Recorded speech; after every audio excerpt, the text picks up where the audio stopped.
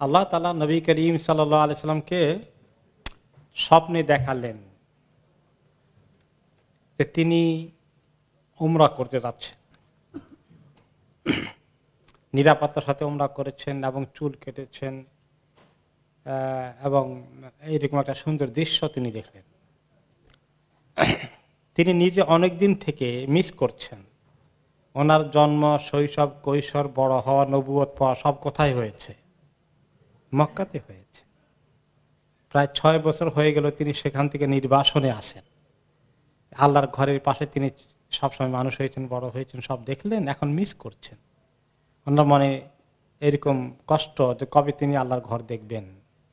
এবং ওনার সঙ্গে যারা সাহাবায়ে কেরাম ছিলেন, মুহাজির যারা হিজরত করেছেন, আবু বকর, ওমর, উসমান রাদিয়াল্লাহু আনহুম, ওনারাও এই মক্কাতে বড় হয়েছেন, আল্লাহর ঘরের আশেপাশে ছিলেন, ওনারাও মিস করছে। মদিনার আনসারীগণ আর যেতে পারছেন না, কারণ তাদের জন্য এখন আর নিরাপত্তা নাই। বদর, উহুদ, খন্দকের পরে মক্কায় মুসলমানদের প্রবেশ নিষেধ হয়ে গেছে। তো এই সবার ভিতরে মনে আকুতি রয়েছে। আর এই 6টি বছরে আল্লাহ তাআলা 3টি যুদ্ধের মাধ্যমে মুসলমানদেরকে ঈমানি পরীক্ষায় পাশ করালেন। মদিনাতেও যারা মুনাফিক ছিল, ইহুদি শক্তি ছিল, সেগুলোও কিছু দুর্বল হয়ে এসছে। আর মক্কার লোকেরা 3বার যুদ্ধ করে দেখতে পেল যে বেশি সুবিধা করতে পারেনি। এখন এইভাবে নবী করিম সাল্লাল্লাহু আলাইহি ওয়াসাল্লামের হায়াতও তো ঘনিয়ে আসছে, আল্লাহ তাআলা তো ওনাকে নিয়ে যাবেন। তো এখন ইসলামের কাজ তো বাকি রয়ে গেছে। মক্কার এই ঘরকে আল্লাহর দ্বীনের নিয়ন্ত্রণে নিয়ে আসা, আল্লাহ তাআলা তো প্ল্যান আছে। এবং সেই জন্য বিনা যুদ্ধে কিভাবে মক্কা জয় করা যায়, তার জন্য কিভাবে প্রস্তুতি নেওয়া যায়, বিশেষ করে মক্কা জয় হওয়ার আগে আরব দেশে মক্কা মদিনা ছাড়াও যে সমস্ত শহর, অঞ্চল, কবিলা, গ্রামগুলো আছে, সেগুলোর মধ্যে কিভাবে ইসলামের কাজকে দ্রুত ছড়িয়ে দেওয়া যায়, দাওয়াতি কাজের একটা নিরাপদ সুযোগ হয়, এটাও দরকার।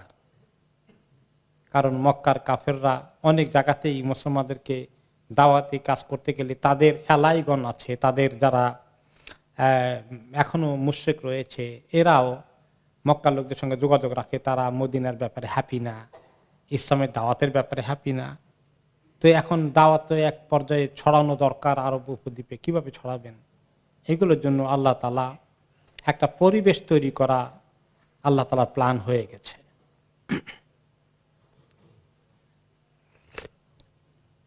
প্ল্যানটা হঠাৎ করে আসতেছে না, এটার একটা গ্রাজুয়াল পদক্ষেপে ক্রমে ক্রমে এদিকে যাচ্ছে, নিবেন আল্লাহ তাআলা ন্যাচারালি। প্রথমে দেখালেন স্বপ্ন যে তিনি উমরা করতে যাচ্ছেন, সাহাবীদেরকে তিনি স্বপ্ন শুনালেন।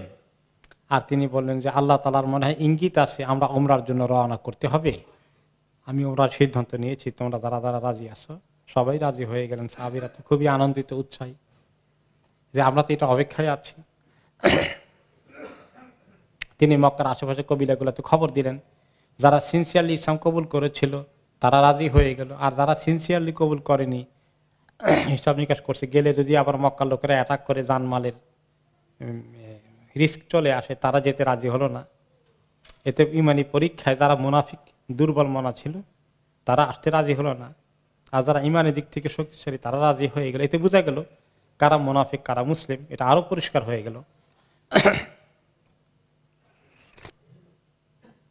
এছাড়া আরো কিছু মেসেজ আছে, যদিও এখন উমরা করা হবে না এই জার্নিতে, এটা তো নবী করিম সাল্লাল্লাহু আলাইহি ওয়াসাল্লাম জানেন না, আল্লাহ তাআলা জানেন। কিন্তু আল্লাহ তাআলা সামনে দেখালেন যে উনি উমরার জন্য যেন প্রস্তুত হয়ে আসে। যে আল্লাহ তাআলার কি আরো পরিকল্পনা আছে যে উমরা করা হবে না আসলে, কিন্তু এই উপলক্ষে আরেকটি কাজ হবে। সেই কাজগুলোর দিকেই এই আল্লাহ তাআলা নিয়ে যাচ্ছেন, যে কাজটা আগামী কয়েক বছরের মধ্যেই মক্কা বিজয় করার জন্য পরিবেশ তৈরি করে দিবে। তো সাহাবায়ে কেরাম রাজি হয়ে গেলেন। এছাড়াও যে ইসলামের যে শক্তিটা আছে এটা মদিনায় সীমাবদ্ধ আছে, এটা মদিনার বাইরে থেকে বাইরে হতে পারছে না, মক্কা যেতে পারছে না। যদি মক্কায় কোনো রকমে আসতে পারে ওদিকে, তাহলে তো এটা পরিচয় হয়ে গেল যে মক্কার লোকেরা ইসলামকে অ্যাকসেপ্ট করেছে, তারা নিজেরা কবুল না করলেও স্বীকৃতি দিয়েছে এবং ইসলামকে মদিনায় মুসলমানদেরকে বন্দী করে রাখা যায়নি, তারা বাইর হতে পারছেন। এই ফায়দাটাও হবে বাইর হতে পারলে। নবী করিম সাল্লাল্লাহু আলাইহি ওয়াসাল্লাম খবর দিলেন যে আমরা যুদ্ধ করব না, এবারে মক্কা যাব, শুধুমাত্র আমরা ওমরা করতে যাব। তখনও কিন্তু এই মক্কায় এত মূর্তি পূজার পাশাপাশি ওমরার কাজ, হজের কাজ সময় মতো চলতেছে। কিন্তু তারা কিছু সহি, কিছু শিরক, কিছু তাওহীদ মিলাইয়া তারা এগুলো করেন। এবং মক্কার লোকেরা, মক্কার বাইরের লোক থেকে যারাই ওখানে ওমরা করতে, হজ করতে আসে, মক্কার লোকেরা কিন্তু তাদেরকে বাধা দেয় না। সবার জন্যই এই ঘরকে উন্মুক্ত রাখতে হবে, তারা এটা জানে। সেই হিসাবে যখন ওনারা আসবেন, এটা বাধা দেওয়ার কাজটা তাদের জন্য কিন্তু সহজ না। বাধা দিতে গেলে যেটা হবে, অন্যান্য কবিরা লোকগুলা বলবে এরা তো যুদ্ধ করতে আসেনি, তারা আল্লাহর ঘরে তাওয়াফ করতে আসবে, তোমরা তাদেরকে বাধা দিবে কেন? তাহলে অনেকেই কোরাইশদের বিরুদ্ধে আবার খেপে যাবে। এটাও সুবিধা রাসূলুল্লাহ সাল্লাল্লাহু আলাইহি ওয়াসাল্লামের জন্য। এখন তো বেশি লোক তাদের পক্ষে আছে, কিছু লোক তাদের পক্ষ থেকে বেরিয়ে যাবে যে দেখো এরা শান্তিপূর্ণভাবে উমরা করতে চায়, তারা যখন দিচ্ছে না, নিশ্চয়ই এরা খামাকে সীমা লঙ্ঘন করছে, ওদের পক্ষে সমর্থন কমে যাবে। এটাও কিন্তু লাভ, এবং ইসলামের পক্ষে সমর্থন বাড়বে এই উসিলায়। তিনি লোকদেরকে নিয়ে বেরিয়ে আসলেন, অলরেডি সবাই মিলে প্রস্তুতি নিলেন। আর তবে নবী করিম সাল্লাল্লাহু আলাইহি ওয়াসাল্লাম জানেন যে ওদেরকে বিশ্বাস করা যায় না। যদিও ওমরা এবং হজে আগত কোনো পথিক বা যাত্রী বা কোনো কাফেলাকে এরকম করে হামলা করা আরবদের পক্ষে, কোরাইশদের পক্ষে এটা জঘন্য অন্যায়, তারা কোনোদিন এটা করেনি, এটা করার কথা না। তারপরেও তিনি সতর্ক থাকলেন, কারণ তারা যে করে বসে। সেজন্য তিনি ভালো করে খোঁজ খবর রাখার জন্য একজন গোয়েন্দা পাঠালেন, ওনার নাম হচ্ছে বিশর ইবনে সুফিয়ান আল খুজাই রাদিয়াল্লাহু আনহু। তিনি নির্ভরযোগ্য সাহাবী, তিনি খুজাই কবিরার লোক, যাদের সঙ্গে মক্কার কোরাইশদের একটা ভালো সম্পর্ক আছে। ওই কবিরার লোকদেরকে তারা সহজে অ্যাটাক করবে না। ওনাকে উনি জাস্ট এমনি সাধারণ মানুষ হিসাবে, ওনার পক্ষ থেকে কোনো লোক না, এইভাবে করে একটা পরিবেশ তৈরি করে ওনাকে পাঠানো হলো খোঁজ খবর নিতে যে আমরা যখন যাব ওমরা করতে, তারা কি আমাদেরকে অ্যাটাক করবে কিনা, এটা খোঁজ খবর নেওয়ার জন্য পাঠালেন। আবার ওনাকে একলা ছেড়ে দিলেন না, শুধু এর পিছনে পিছনে একটু গোপনে 20 জনের ঘোড়সাওয়ারের একটা বাহিনী পাঠালেন। আব্বাদ ইবনে বিশর রাদিয়াল্লাহু আনহুকে তার দায়িত্ব দিলেন। যে গোয়েন্দা ছিল তার নাম ছিল বিশর ইবনে সুফিয়ান আল খুজাই। আর এই 20 জন ঘোড়সাওয়ার, এদের একটা বাহিনী ছোট্ট মুহাজির এবং আনসারদের থেকে তৈরি করে আব্বাদ ইবনে বিশর রাদিয়াল্লাহু আনহু নামে আরেক সাহাবী দায়িত্ব দিয়ে পেছনে পেছনে পাঠালেন।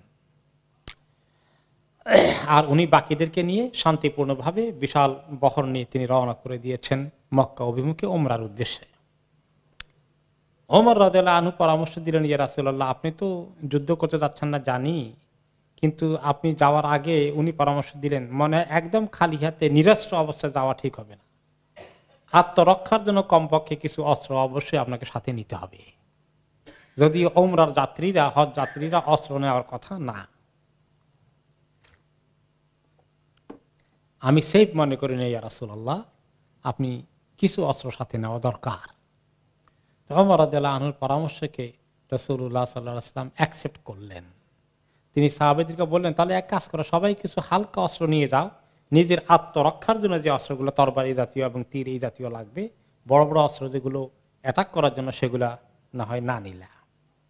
ওমর রাদিয়াল্লাহু আনহু এবং আবু বকর রাদিয়াল্লাহু আনহুর পরামর্শকে রাসূলুল্লাহ সাল্লাল্লাহু আলাইহি ওয়াসাল্লাম খুবই গুরুত্ব দিতেন। এবং তিনি একটি হাদিসে কি বলেছেন, যে তোমরা দুইজন যদি কোনো বিষয়ে একমত হয়ে পরামর্শ দাও আমাকে, আমি কখনোই তোমাদের দুইজনের পরামর্শের বাইরে কোনো কাজ করব না।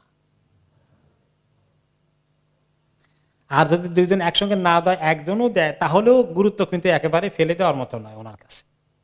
কাজে তিনি ওমর রাদিয়াল্লাহু আনহুর পরামর্শ নিলেন এবং বললেন যে সবাই কিছু অস্ত্র, হালকা অস্ত্র নিয়ে নাও, এতে করে যেটা আমরা বুঝলাম, এখানে আল্লাহ তাআলা যে কাজ করালেন ওমর রাদিয়াল্লাহু আনহুকে পরামর্শ দিয়ে, যে ইসলামী কাজ যারা করবে তাদেরকে একেবারেই নাইভ হয়ে যাওয়া, মানে একেবারেই দুশ্মনের উপরে পরিপূর্ণ আস্থা রাখার কোনো দরকার নেই, সতর্কতার কোনো বিকল্প নাই, তাই না?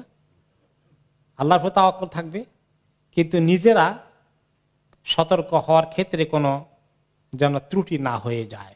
হঠাৎ করে দুশ্মনের মোকাবিলা নিজে খালি হাতে যেন মোকাবিলা পড়ার মতো পরিস্থিতি না হয়ে যায়। 2 নম্বর হলো, এখানে আমরা পরামর্শের গুরুত্ব পেলাম। আপনি হতে পারে অনেক বড় আলেম, আপনি হতে পারেন অনেক বড় নেতা, আপনার সিদ্ধান্তই দেওয়ার রাইট আছে, কিন্তু যদি কেউ আপনার অধীনস্থ কোনো ভালো পরামর্শ দেয় তাহলে সেটা গ্রহণ করা উচিত। পরামর্শের যথেষ্ট গুরুত্ব আছে, পরামর্শ দিলে ভালো পরামর্শ গ্রহণ করা উচিত। ইসলামী দায়িত্বশীল যারা আছেন তাদের অধীনস্থ লোকদের ভালো পরামর্শকে তারা গুরুত্ব সহকারে বিবেচনা করা উচিত। যদি মনে করে আমরা নেতা, আমরা সব বেশি বুঝি, তোমরা কি বুঝো পাবলিক, এরকম মনে করে সবসময়, তাহলে ঠিক নয়। কিছু পরামর্শ দেওয়া উচিত। এবং শুধু পাবলিক নন, তিনি নবী করিম সাল্লাল্লাহু আলাইহি ওয়াসাল্লামের একান্ত সহচর, যিনি আমির হবেন, তিনি তার সহকর্মীদের পরামর্শকে গুরুত্ব সহকারে বিবেচনা করবেন। এটাও একটা লেসন এখানে পাওয়া গেল।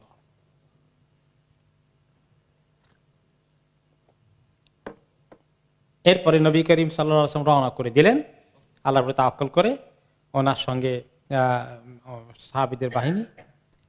যখন ওসমান এলাকায় আসলেন তখন নবী করিম সাল্লাল্লাহু আলাইহি ওয়াসাল্লাম, ওসমান মক্কা থেকে খুব দূরে না, অনেক দূরে গিয়ে আসছেন, এই এলাকায় যখন পৌঁছলেন তখন সেখানে ওই যে তিনি যে চর পাঠিয়েছিলেন, গুপ্তচর ওনার পক্ষ থেকে, গোয়েন্দা বেশর ইবনে সুফিয়ান আল খোজাই রাদিয়াল্লাহু আনহু, তিনি বললেন খবর দেওয়ার জন্য, ইয়া রাসূলুল্লাহ হাদিহি কুরাইশ কাদ সামিআত বিমাসিরিকা ওয়া মাহাল আউদুল মাতাফিল, যে আপনার খবর শুনেছে ফেলেছেন কুরাইশ বংশের লোকেরা, তারা সম্পূর্ণ যুদ্ধের প্রস্তুতি নিয়ে ফেলেছে, এমনকি তাদের সঙ্গে তারা মদিনা মক্কা থেকে বের হয়ে আসছে, রওনা করে দিচ্ছে আপনাকে ঠেকানোর জন্য, আক্রমণ করার জন্য। তাদের সঙ্গে তাদের বাচ্চা এবং মহিলাদেরকে নিয়ে আসছে। বাচ্চা এবং মহিলাদেরকে যুদ্ধের জন্য কি জন্য নিয়ে আসছে বলেন তো? যে তোমরা যদি পরাজিত হও, পিছিয়ে যাও, তাহলে তোমাদের বাচ্চা মহিলাদের নিরাপত্তা দুশমনের হাতে থাকবে না। কাজেই তোমরা ছেলে মেয়ে বাচ্চাদের এবং মহিলাদের নিরাপত্তার স্বার্থে দুশমনকে প্রতিহত করতে হবে, তাদের বাহিনীর লোকদেরকে। এইরকম সিরিয়াস মেসেজ দেওয়ার জন্য তারা এই কাজ করলো, নিয়ে আসলো। কাদলাবিসু জুলুদান নুমুর, তারা একেবারে জানোয়ারের পোশাক পরেছে, মানে বাঘের পোশাক গায়ে দিয়েছে, মানে বীরত্বের সাথে লড়াই করবে এটা বোঝানোর জন্য বাঘ সাজছে, বাঘের পোশাক। দেখেন না মাঝে মধ্যে আপনার ওই মুষ্টিযুদ্ধ না মল্লযুদ্ধ হয় যে রেসলিং, তারা যেগুলো মাঝে মধ্যে গায়ে দিয়ে আসে, মানে খুব চমক দেখানোর মতো, তার অপোজিশনে যারা আছে, অপোজিট যে আছে তাকে ভয় দেখানোর জন্য এরকম করে আর কি। তো কাফেররা এরকম একবার বাঘের চামড়া গায়ে দিয়ে আসছে, দেখবো আমরা বাঘের মতো লড়াই করে তোমাদের মোকাবিলা করবো। ইউআহিদুন আল্লাহ আল্লাহ তাদখুলাহা আলাইহিম আনুওয়াতান আবাদান, তারা আল্লাহর কাছে কসম করে আসছে যে আপনাকে তারা মক্কা কিছুতেই ঢুকতে দেবে না। নবী করিম সাল্লাল্লাহু আলাইহি ওয়াসাল্লাম বলেন, ইয়া ওয়াইহা কুরাইশ লাকাদ আকালাতহুমুল হারব, কুরাইশের যে কি হলো, তাদের এমন করুণ পরিণতি হলো, তারা যুদ্ধ ছাড়া আর কিছু বুঝলো না। এই যুদ্ধ তো তাদেরকে অনেক ক্ষতিগ্রস্ত করে ফেললো।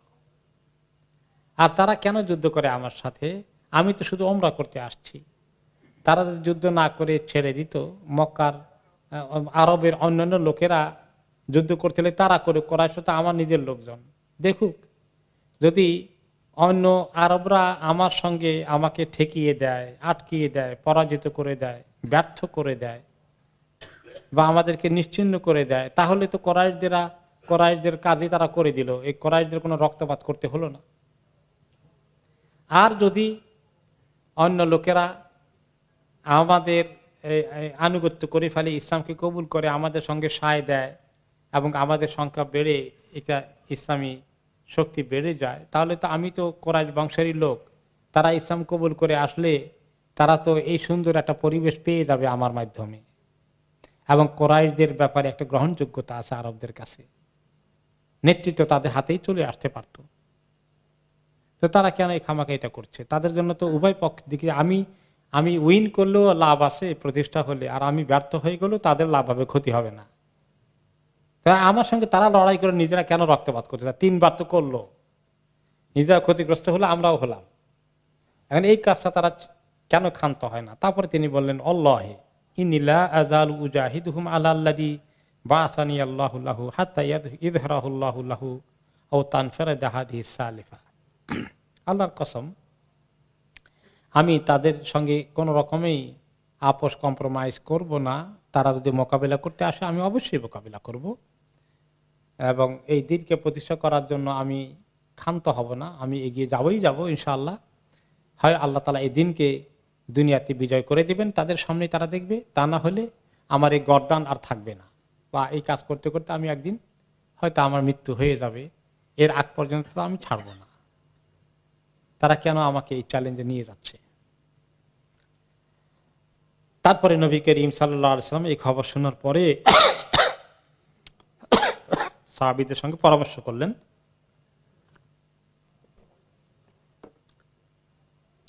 যে কি করা যায়। এখন তো আমরা তো ওমরা নিয়েতে আসছি, প্রায় 70টি উট নিয়ে আসছে, ওমরা করে এগুলা জবাই করে দিবেন, মক্কা লোকদেরকে খাওয়াবেন।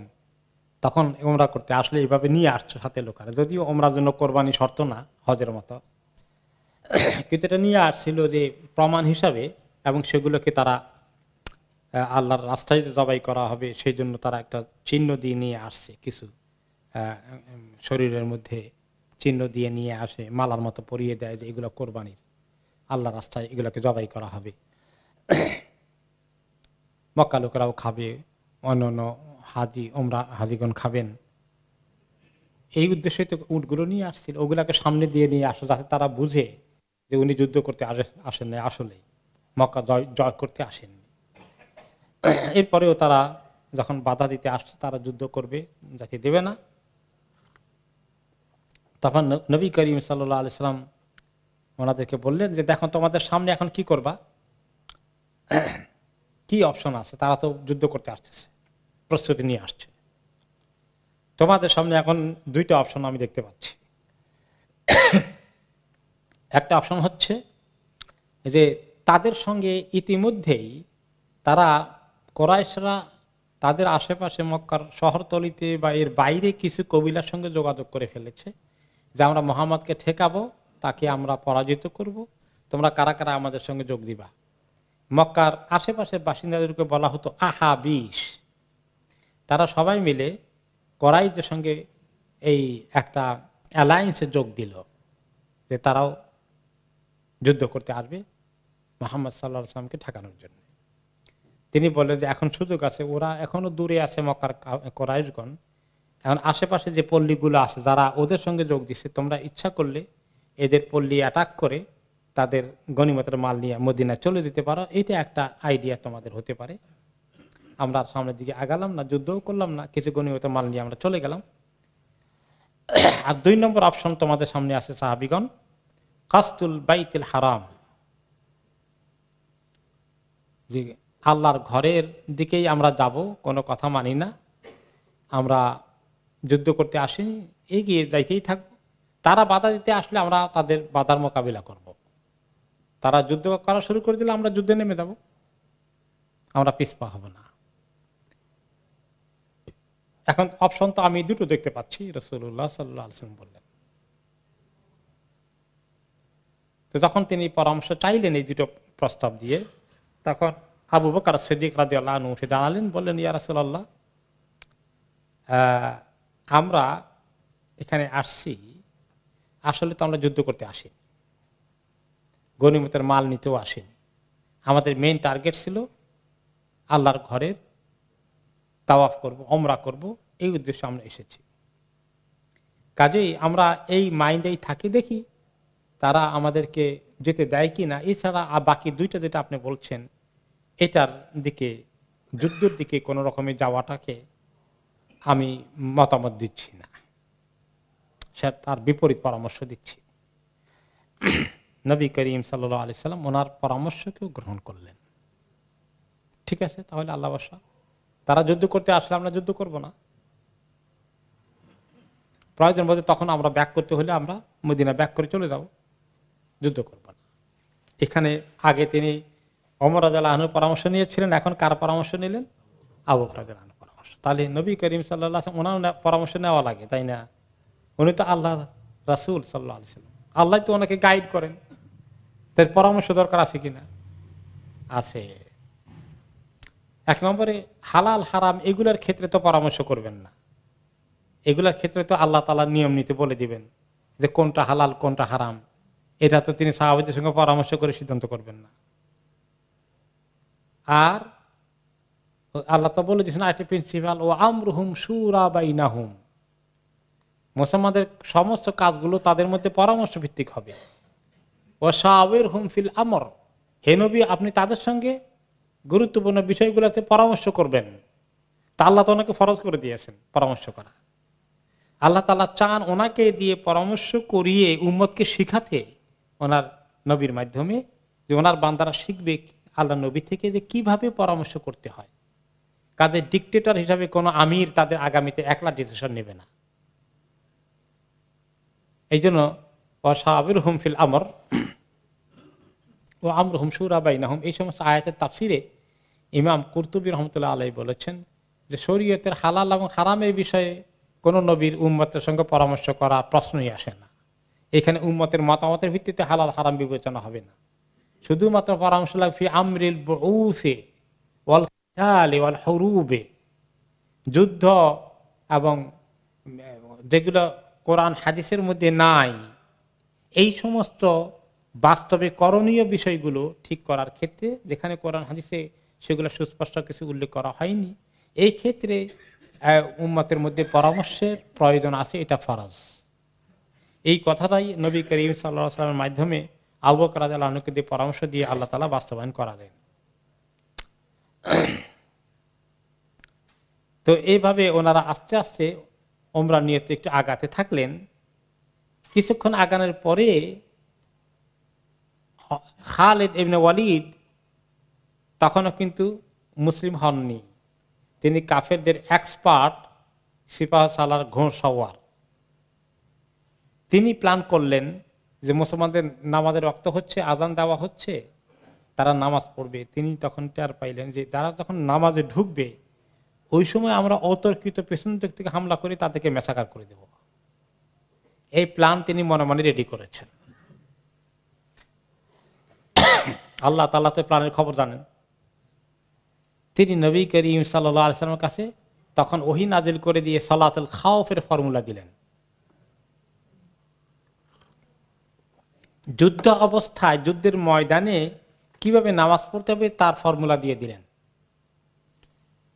যুদ্ধের ময়দানে কিভাবে নামাজ পড়তে হবে, যদি ওই সময় যুদ্ধ না থাকে কিন্তু যুদ্ধ হওয়ার সম্ভাবনা থাকে, দুশমনরা কাছাকাছি দূরত্বে আছে, তাহলে সবাই একসঙ্গে ওনার সঙ্গে জমাতে শরিক হবে না, অর্ধেক শরিক হবে ওনার সাথে, বাকি অর্ধেক অস্ত্র নিয়ে পাহারা দেবে।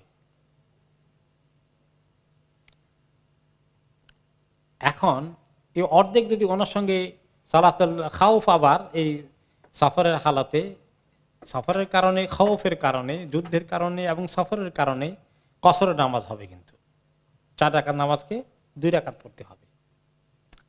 এখন যদি এই 2 রাকাত নামাজ যে দলটা পড়ে তারাই তো সঙ্গে জামাত পেয়ে গেল, আর বাকি যারা দাঁড়িয়ে পাহারা দিলেন তারা তো জামাত পেলেন না, নবী করিম সাল্লাল্লাহু আলাইহি ওয়াসাল্লামের ইমামতিতে নামাজ পড়াটাকে মাহরুম হয়ে গেলেন।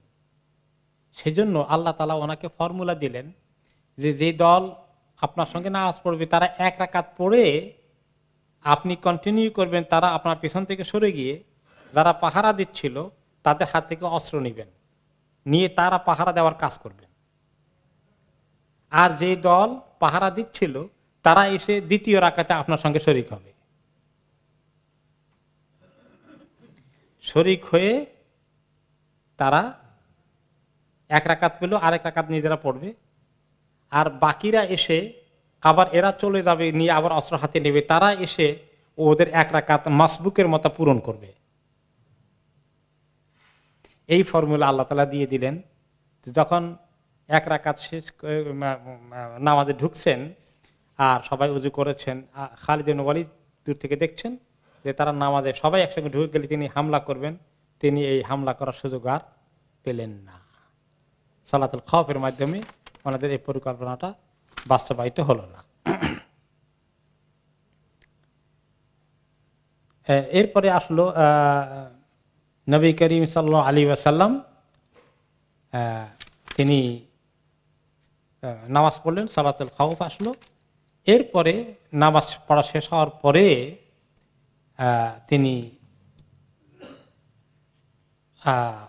চিন্তা করলেন যে খালিদ ইবনে ওয়ালিদ আক্রমণ করতে পারলো না, তবে সে ওই রাস্তার যেখান দিয়ে মক্কায় যাওয়ার কথা ওই রাস্তার মাঝে পজিশন নিয়ে আসেন, যেই ওনারা ওখান থেকে ক্রস করবেন পাহাড়ের উপর থেকে সমানে তীর বর্ষা নিক্ষেপ করে আমাদের বাহিনীকে শেষ করে দেবেন, নবী করিম সাল্লাল্লাহু আলাইহি ওয়াসাল্লাম বাহিনীকে এই প্ল্যান করে বসে আছে। তখন তিনি জিজ্ঞেস করলেন যে এই রাস্তা দিয়ে যাওয়া নিরাপদ নয়, আমরা যুদ্ধ করব না, কিন্তু নিরাপদ একটা রাস্তা দিয়ে আমরা যেতে চাই। এখন কে আসো তোমাদের মধ্যে এক্সপার্ট? মান রাজুলিন ইয়াখরুজু বিনা আলা তারিকিন গায়রা তারিকিহিম আল্লাতী হুম বিহা, তারা যে রাস্তায় আমাদের জন্য ওঁত পেতে আছে এই রাস্তা ছাড়া ঘুরে অন্য বিকল্প রাস্তা কে চিনো তোমাদের মধ্যে, আমাদেরকে গাইড করতে পারবে? আসলাম কবিলার একজন লোক যিনি ওমরার এই গ্রুপের মধ্যে ছিলেন রাসূলুল্লাহ সাল্লাল্লাহু আলাইহি ওয়াসাল্লামের সাথে, তিনি বলেন আনা ইয়া রাসূলুল্লাহ। তখন তিনি বলেন আমি চিনি, একটু ঘুরে যেতে হবে, খুব দুর্গম রাস্তা, পাহাড়ের উপরে নিচে দিয়ে উঠানামা করে যেতে হবে, কষ্ট হবে, তবে আরেকটি রাস্তা আছে আমি নিয়ে যেতে পারবো। নবী করিম সাল্লাল্লাহু আলাইহি ওয়াসাল্লাম বলেন যে ঠিক আছে, তুমি আমাদেরকে গাইড করো। তিনি ফলো করলেন, ওনারা একটা পাহাড়ি দুর্গম রাস্তা দিয়ে নিয়ে তারপরে কিছুক্ষণ পরে সমতল ভূমিতে নিয়ে পৌঁছাই দিলেন, মক্কা ঢোকার আরেকটি রাস্তা দিয়ে মক্কার কাছাকাছি ওনারা পৌঁছলেন। ওই সমতল ভূমিতে পৌঁছার পরে তারপরেই তো মক্কার সীমানা চলে আসবে। তখন তিনি সাহাবীদেরকে বলেন, তোমরা এখন সবাই বলো কুলু নাস্তাগফিরুল্লাহ ওয়া নাতুবু ইলাইহি, এখন আল্লাহর কাছে বেশি করে তওবা করো আর ইস্তিগফার করো। আল্লাহ সাহায্য পাওয়ার জন্য তওবা ইস্তিগফারের খুব দরকার। বিপদে পড়লে কেউ বেশি করে আল্লাহর কাছে ইস্তিগফার এবং তওবা করবে।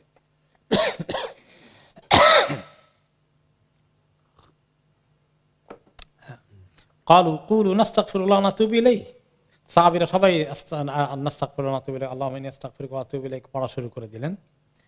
নবী করিম সাল্লাল্লাহু আলাইহি ওয়াসাল্লাম বললেন ফাকালা ওয়াল্লাহি ইন্নাহা আল হিত্তা আল্লাতী উরিদাত আলা বনি ইসরাঈল ফালাম ইয়াকুলুহা, জানো আমি কেন এটা পড়তে বলেছি? আল্লাহ তাআলা বনি ইসরাইলকে অনেক রাস্তা পাড়ি দিয়ে যখন ফিলিস্তিনের বাইতুল মাকদাসে ঢুকাবেন মুসা আলাইহিস সালামের সাথে, তখন ঢুকার আগে ওই যে সেখানে জালিম শাসকরা বসে আছে, তাদের মোকাবিলা করতে হবে, দুর্ধর্ষ বাহিনী তাদের আছে। এই বাহিনীর মোকাবিলা করার জন্য এই কঠিন পরিস্থিতিতে আল্লাহ তাআলার পক্ষ থেকে মুসা আলাইহিস সালামকে বলা হলো ফাকুলু হিত্তা নাগফির লাকুম খাতায়াকুম, তোমরা এখন বলো হিত্তা, বেশি করে বলো, তাহলে আমি তোমাদের গুনাহ মাফ করে দেব এবং তোমরা সাহায্য পাওয়ার মুস্তাহিক হয়ে যাবা। তারা তখন হিত্তা বলে নাই, হিত্তা মানে গুনাহ মাফ চাওয়া আল্লাহর কাছে, তওবা ইস্তিগফার করা। তারা বলে যে আমরা যাচ্ছি দেয়ার দখল করতে, কয় ইস্তিগফার করতে, এখন ইস্তিগফারের দরকার কি? তখন তারা যোগ করে বলে হেন্তা, হেত্তা আর হেন্তা কাছাকাছি। হেত্তা মানে গুনাহ মাফ চাওয়া তওবা করা, আর হেন্তা মানে হলো গম, যোগ করতেছে আল্লাহর হুকুমের সঙ্গে। হেন্তা তারা বলল, আপনারা তাফসীর শুনেছেন সূরা বাকারার মধ্যে এই বিষয়। তখন তিনি বলেন আল্লাহ, তোমরা যে এখন ইস্তিগফার বললা, এটাই আল্লাহ চাইছেন তোমাদের কাছে। হ্যাঁ, ইন্নাহাল হিত্তা আল্লাতী উরিদাত আলা বনি ইসরাঈল, বনি ইসরাইলকে আল্লাহ তাআলা হিত্তা বলতে বলছিল, গুনাহ মাফ তওবা কথা বলছিল, তারা করে নাই, তোমরা করলা। ফালাম ইয়াকুলুহা, ওরা এটা করে নাই। আলহামদুলিল্লাহ তোমরা করেছো, তোমরা আল্লাহ সাহায্যের মুস্তাহিক হয়ে যাবা। তিনি তাদেরকে সুসংবাদ দিলেন।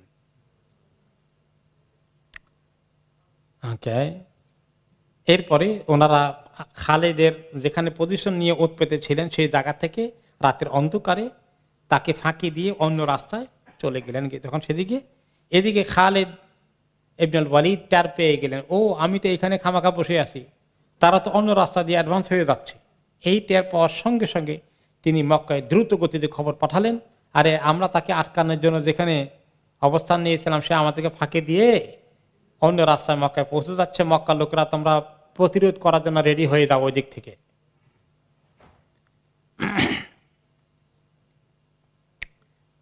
ওকে, তো এখন এই যে নবী করিম সাল্লাল্লাহু আলাইহি ওয়াসাল্লাম এই অ্যাকশনটা নিলেন, সরাসরি মোকাবিলা করতে গেলেন না।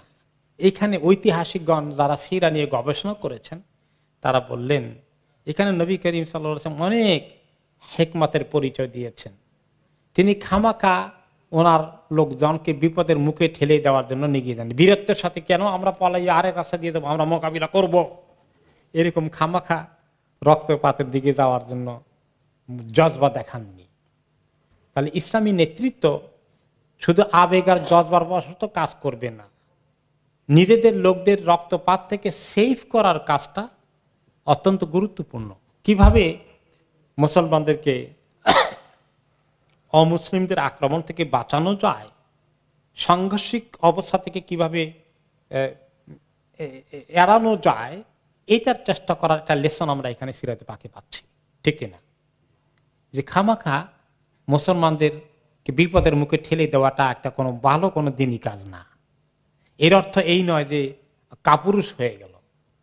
দুশ্মনের মোকাবিলা করার দরকার আছে, কিন্তু যদি খামাখা রক্তপাত হয়, আর এখানে তো ওরা যুদ্ধের জন্য আসেনি নাই, শান্তিপূর্ণভাবে একটা দিনই অভিযানে এসেছেন, কেন এখানে যুদ্ধ করে রক্তপাতের দিকে যাবেন? কাজেই রক্তপাতকে যদি এড়ানো যায়, ইসলাম এটাকে যথেষ্ট গুরুত্ব দিয়েছে।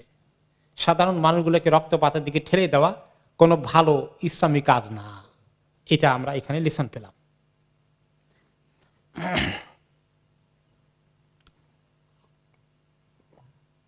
কাজে এই ব্যাপারে কিভাবে দুশ্মনের সামনে থেকে লোকগুলোকে সরিয়ে নেওয়া যায়, এটা যদি কোনো মুসলিম বাহিনী কোনো সময় যুদ্ধ জিহাদে যায়, তাদের প্রতি এটা দায়িত্ব যে তোমার বাহিনীকে কিভাবে তুমি সেভ করবা, সেটা যেন সবসময় তোমার খেয়াল থাকে। খালি একতরফা যুদ্ধের মানে নেশায় খালি উল্টাপাল্টা গেলেই হবে না, আগে লোকগুলোর জানের নিরাপত্তা নিশ্চিত করাটা অত্যন্ত জরুরি। তারপরে যুদ্ধ লেগে গেলে তো তখন তো আর যুদ্ধের ময়দানে যেতেই হবে, কিন্তু যেখানে যুদ্ধ নয় খামাখা রক্তপাত হবে, সেই ক্ষেত্রে অবশ্যই চিন্তা করতে হবে। এরপরে যেতে যেতে তিনি হুদায়বিয়া এলাকা, যেটা মক্কা থেকে বেশি দূরে না, সেই এলাকায় পৌঁছলেন। ওখানে পৌঁছার পরে ওনার উটটা এখন আর সামনে যায় না, বসে গেল। উট বসে, এখন উট আর উঠে না। সাহাবীরা অনেকে চেষ্টা করেন উটকে ধাক্কা টাক্কা দিতে দিতে, আর বলা বলি শুরু করে দেন, খালা আতিল কাসওয়া, আরে উটটা তো অলস হয়ে বসে গেল। উটকে একটু তিরস্কার করছেন ওনার উট। নবী করিম সাল্লাল্লাহু আলাইহি ওয়াসাল্লাম উটের নাম ছিল কাসওয়া, যে আবু বকর রাদিয়াল্লাহু আনহু থেকে তিনি হিজরতের সময় খরিদ করে নিয়েছিলেন একটা ভালো উট। উটটা সেখানে বসে গেলে এখন আর নড়ে না। তো সবাই বলল খালা আতিল কাসওয়া, কাসওয়া উটটা বসে গেল, সে সহযোগিতা আর করবে না। মাঝে মাঝে এরকম হয়, গরুতে হাল চাষ করতেছেন, হঠাৎ করে গরু ওটা বসে গেলে খেতের মধ্যে, দেখছেন নাকি এরকম? আমি যে একবার দেখার সুযোগ হয়েছে, আর উঠবে না কোনো রকম। তার কি হয়েছে আল্লাহ ভালো জানে। এখন উটটা এরকম কি উল্টা পাল্টা করে ফেলে, সামনের দিকে মিশন আছে, যাবে তারা উমরা করতে, সাহাবীরা খুবই মানে ইমোশনাল হয়ে আসেন, কিন্তু তারা এই উটকে বসতে হলে উটটা তো আমাদেরকে দেখা যায় একেবারে বরবাদ করে দিলে যাবে না। আর উটটা যদি না যায়, ওনার উটের মধ্যে তো নবী করিম সাল্লাল্লাহু আলাইহি ওয়াসাল্লাম আগাবেন না, তো ওনারা একটু ফ্রাস্ট্রেশন প্রকাশ করলেন, খাল আতিল কাসওয়া, এই উটটা আমাদেরকে আটকে দিল, যাবে না। তো নবী করিম সাল্লাল্লাহু আলাইহি ওয়াসাল্লাম মন্তব্য শুনে বললেন, মা খালা আতিল কাসওয়া ওমা যাকাল্লাহা বিখুলুকিন ওয়ালাকিন হাবিসাহা হাবিসুল ফিল। তিনি বলেন, শোনো, কাসওয়া অলসতা করে নিজের ইচ্ছায় এমন কিছু করেননি। এই উটের, আমার এই কাসওয়া উটের এরকম তো নেচার না, তার অভ্যাসটা এরকমও না। তাকে আরেকজন আটকিয়েছেন, যিনি আব্রাহার উটকে আটকিয়ে দিয়েছিলেন মক্কা যাওয়ার জন্য, কাবার দিকে যেতে, সেই সত্তাই আমার উটকে আটকিয়ে দিয়েছেন। যদিও দোনো আটকানো সমান না। আব্রাহার হাতিকে আটকানো হয়েছিল কি জন্যে? সে তো অসৎ উদ্দেশ্যে এসেছিল, রাসূলুল্লাহ সাল্লাল্লাহু আলাইহি ওয়াসাল্লামের উদ্দেশ্য তো সৎ উদ্দেশ্য, ভালো উদ্দেশ্য। ওইটার সঙ্গে তিনি তুলনা করার উদ্দেশ্য এই নয় যে সেম লাইনের না, অর্থাৎ আল্লাহ তাআলার ইচ্ছা এটা হয়েছে। এই প্রাণীর কোনো হাতি যেরকম নিজের ইচ্ছায় বসে থাকে নাই, আমার উটও নিজের ইচ্ছায় বসে থাকে না, ইচ্ছা আরেকজনের আছে। তিনি বুঝাতে চাইলেন নিশ্চয়ই আল্লাহ তাআলার কোনো ইঙ্গিত এখানে রয়েছে, আমাদেরকে আল্লাহ আর যেতে দেবেন না। হয়তো আল্লাহর পরিকল্পনা আছে যে আমরা নাও যেতে পারি। এখানে নবী করিম সাল্লাল্লাহু আলাইহি ওয়াসাল্লাম এখন তিনি আল্লাহর দিকে সুপর্দ করে দিচ্ছেন যে আল্লাহ এখন কি করাবেন। তারপরে তিনি বলেন, শোনো, আমি ওয়াল্লাযী নাফসি বিয়াদিহি লা ইয়াসআলুনানি খাত্তাতান ইউআযযিবুনা ফিহা হুরুমাতিল্লাহি ইল্লা আতাইতুহুম ইয়াহা। আমি তাদের সঙ্গে যুদ্ধ করব না, এটা ঠিক যে সিদ্ধান্ত নিয়েছি। এমনকি তারা যদি আল্লাহর ঘরের ব্যাপারে আমাদেরকে যে কোনো নেগোসিয়েশনে আসতে চায়, যে কোনো মূল্যে আমি আল্লাহর ঘরের আশেপাশে গিয়ে বা সেখানে গিয়ে রক্তপাতকে আমি এড়িয়ে যাব। যতই আমাকে ত্যাগ, কোরবানি, স্যাক্রিফাইস করতে আমি করব। আমি কোনো সংঘর্ষে তাদের সঙ্গে যাব না। তারপরে তিনি বলেন যে ঠিক আছে, তোমরা এক কাজ করো, এখানে পাশে কোথায় পানি আছে দেখো, সেখানে আমরা এখন যেহেতু সামনে আর যাবে না, তা আমরা উঠে একটু আবার দাঁড়ালো, দাঁড়ানোর পরে আবার ঘুরে ঘুরে আবার বসে গেল। তিনি বললেন যে এটা আল্লাহ তাআলা ক্লিয়ার ইন্ডিকেশন যে গুটার যাবে না, আমরা এখন এখানে অবস্থান করতে হবে। কি আল্লাহ করান, তাদের সঙ্গে আমাদের কি আলাপ আলোচনা হয়, আমরা এখানে থেকে কিছু আলাপ আলোচনা করতে হবে মনে হচ্ছে। তোমরা ক্যাম্প করো, অবস্থান নাও, তাঁবু টানো, পানি কোথায় আছে দেখো। তো পানি পাওয়া গেলে একটা কুয়া ছিল সেখানেই, কারণ পানি তো লাগবে খাওয়ার জন্য, উজু করার জন্য, ব্যবহার করার জন্য। ছোট একটা কুয়া ছিল, সেখানে তার পাশেই ওনারা অবস্থান নিলেন। কিছুক্ষণের মধ্যেই কুয়ার পানিটা শেষ হয়ে গেল। এখন সবাই কমপ্লেন করেন, ইয়া রাসূলুল্লাহ, আমরা তো অনেক মানুষ এখানে, এখন কুয়ার পানিতে শেষ হয়ে গেল, এক ধাক্কাতেই সব শেষ, এখন কি উপায় হবে আমাদের? তিনি বললেন যে একটু পানি নিয়ে আসো আমার কাছে, আমি উজু করি। তিনি উজু করলেন এবং এক কুলি পানি মুখে দিয়ে তিনি ওনার তীরটা হাতে নিলেন এবং এক কুলি পানি ওনার মুখ থেকে কুয়ার মধ্যে ছুঁড়ে দিলেন, নিক্ষেপ করলেন। আর তিনি ওনার হাতের তীরটাকে সেখানে কুয়ার তীরে ফেলে দিলেন, কুয়ার তীরে ফেলে দিলেন, আল্লাহর কাছে দোয়া করে ফেলে দিলেন। তারপরে মাশাআল্লাহ শোঁ করে কুয়ার পানি ভর্তি হয়ে গেল। যতক্ষণ ওখানে ছিলেন পানির আর কোনো অভাব থাকলো না। এখানে ওনারা এখন অবস্থান করছেন। পরবর্তী পর্যায়ে অনেক আলাপ আলোচনা হবে, মক্কার কাফেরদের সঙ্গে অনেক কথাবার্তা হবে, হুদায়বিয়া সন্ধির দিকে আস্তে আস্তে চলে যাবে। তো এই সময় এখানে এই যে উনি এখানে অবস্থান নিলেন, এখানে আমাদের জন্য শিক্ষায় এই পর্যায়ে কি আছে, কোন ঐতিহাসিক বলেছেন যে সবকিছুই আমরা প্ল্যান করতে পারি, কিন্তু আসল প্ল্যান কার থেকে আসবে? আল্লাহ থেকে আসবে। সাহাবায়ে কেরাম এক্সাইটেড হয়ে উমরা করতে আসছেন, হতে দেখা গেল যে ওনারা যেতে পারবেন না। এই জন্য আল্লাহ তাআলা অন্য সূরাতে কি বলেছেন, ওমা তাশাউনা ইল্লা আন ইয়াশা আল্লাহু রাব্বুল আলামিন। সূরা তাকবীরে আল্লাহ তাআলা বলেছেন তোমরা চাইলেই তো হবে না, সেটাই হবে যেটা আল্লাহ তাআলা চাইবেন। তো সাহাবায়ে কেরামকে এখন আগ্রহ নিয়ে আসছে, কিন্তু আল্লাহ তাআলা যদি অ্যালাউ না করেন, ওনারা কি জোর করে করতে পারবেন না? তাহলে আল্লাহর সিদ্ধান্ত মেনে নিতে হবে এবং বুঝতে হবে যে আমরা আমাদের চেষ্টা করেছি ঠিকই, কিন্তু যেখানে আল্লাহর সিদ্ধান্ত ওদিকে যায় না, কোনো কিছু করার নাই, সেখানে অনেক বড় কাজ করতে চাইলেও আল্লাহর হুকুম না থাকলে সেখানে কি করতে হবে? সেখানে আল্লাহর কাছে আত্মসমর্পণ করতে হবে, তাকদীরের ফয়সালা মেনে নিতে হবে।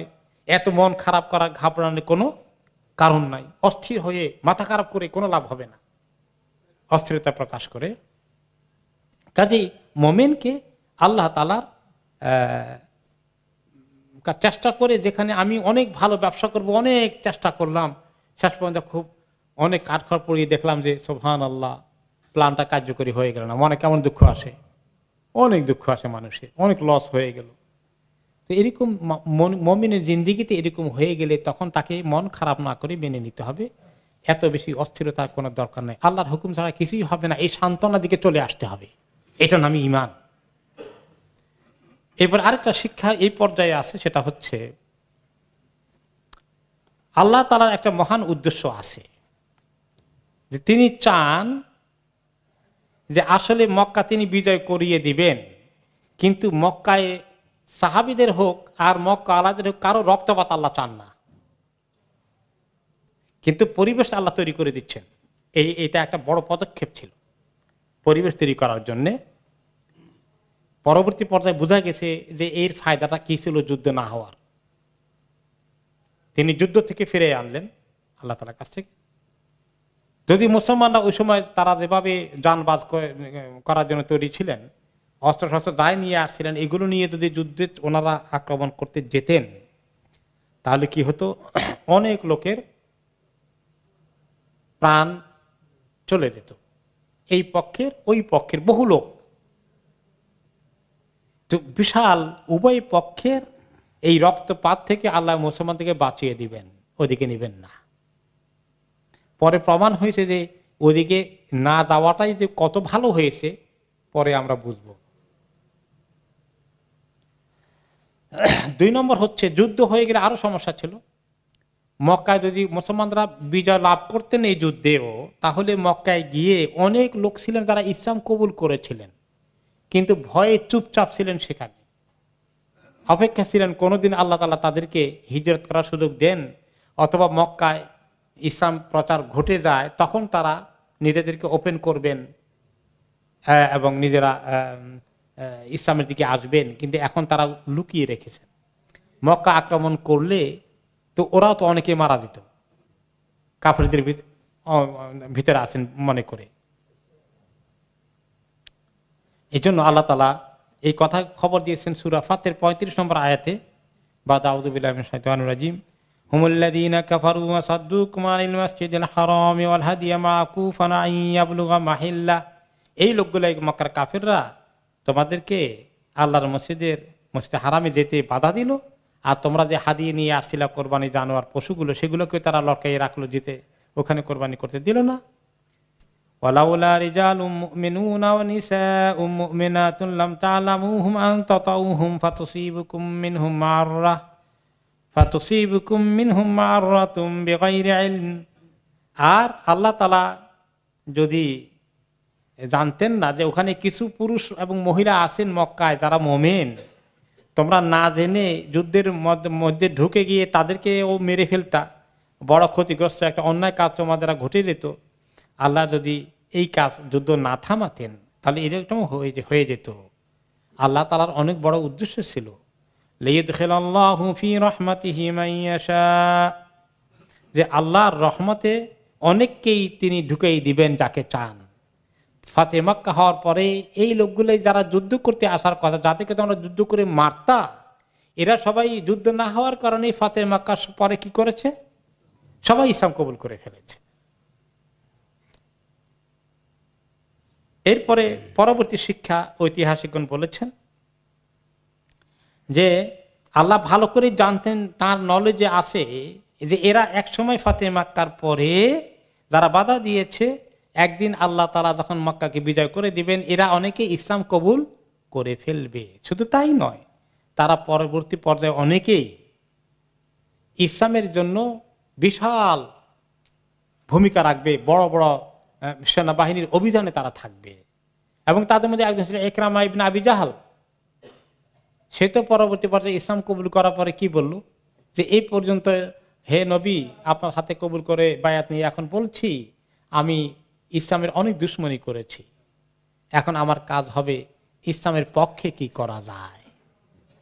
খালিদ ইবনে ওয়ালিদ উহুদের যুদ্ধে কি করেছিলেন, সেই খালিদ ইবনে ওয়ালিদ পরবর্তী পর্যায়ে ইসলামের বিজয়ের জন্য মুতার যুদ্ধে, কাদেসিয়ার যুদ্ধে কি কি ভূমিকা পালন করেছেন।